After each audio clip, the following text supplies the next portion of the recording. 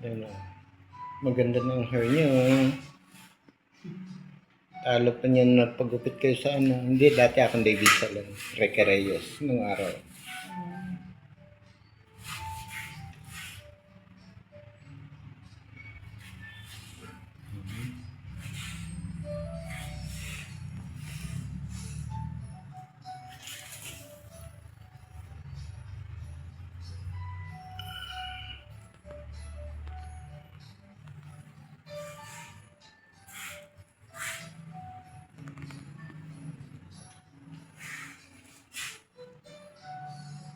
Kailangan po, ang ikukulay nyo dyan, dark brown.